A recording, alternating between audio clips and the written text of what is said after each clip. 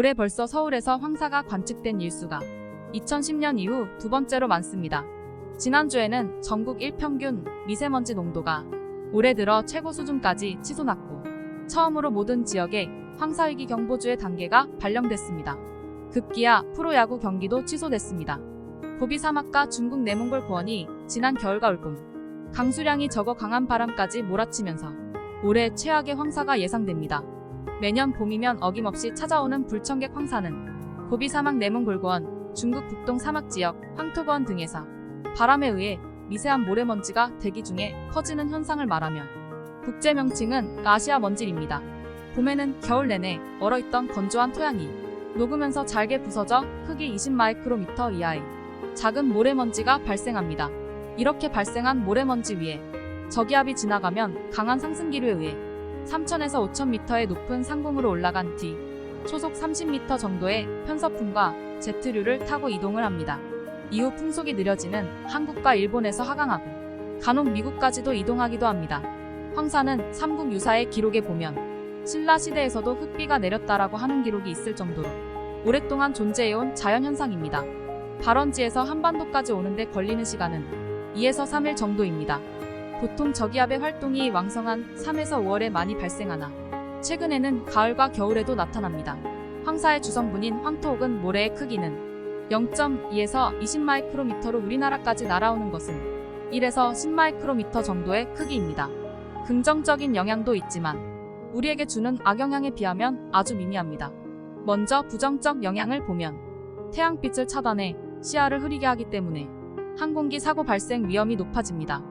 또 황사가 태양의 복사열을 흡수하면 냉각 효과를 일으켜 지구 대기의 열 균형에 영향을 끼치죠.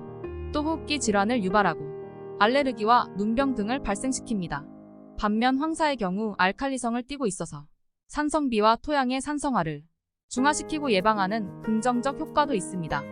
또 플랑크톤이 폭발적인 증식으로 인해 해수가 붉은 빛을 띠는 적조 현상을 억제하는 데 도움을 줍니다. 기상청이 주관해 시행하는 황사특보제는 2002년 4월 12일 처음 시행됐습니다.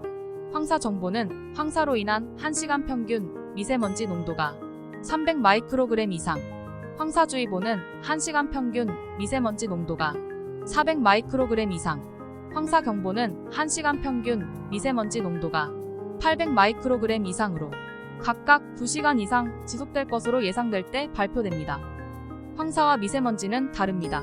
미세먼지는 자연현상인 황사와 달리 가정의 난방과 취사, 자동차 운행, 공장에서의 화석연료의 사용, 산불 및 화전 경작 등으로 인간이 만들어낸 현상입니다. 입자 크기는 황사보다 훨씬 작은 2마이크로미터 이하입니다. 미세먼지에는 사람에게 해로운 황산염, 질산염, 중금속 등이 많이 포함되어 있으므로 미세먼지 농도가 높아지면 황사 때보다 더 많은 주의가 필요합니다. 지름이 10마이크로미터보다 작은 미세먼지와 2.5마이크로미터보다 작은 초미세먼지로 나뉩니다. 2013년 세계보건기구 산하의 국제암연구소에서 미세먼지를 1군 발암물질로 지정했습니다. 코로나는 백신이 있지만 황사는 백신이 없다는 말이 있습니다. 황사를 막기 위한 근본적인 대책을 마련하기 쉽지 않다는 뜻입니다.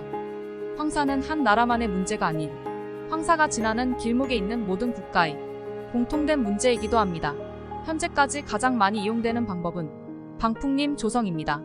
연구 결과 2m 높이의 방풍림을 조성할 경우 방풍림 뒤쪽 20m 이내 황사를 완화시키는 것으로 나타났습니다. 그러나 중국의 전체 면적 가운데 15%가 넘는 1억 5천만 헥타르가 사막지역이기 때문에 현실적으로 거의 불가능하죠. 황사와 미세먼지로부터 우리 몸을 보호하는 가장 좋은 방법은 황사와 미세먼지가 심할 때 외출하지 않는 것입니다. 부득이하게 외출해야 하는 경우 면 마스크가 아닌 KF80 이상의 마스크를 착용하시길 바랍니다. 토마토픽이었습니다.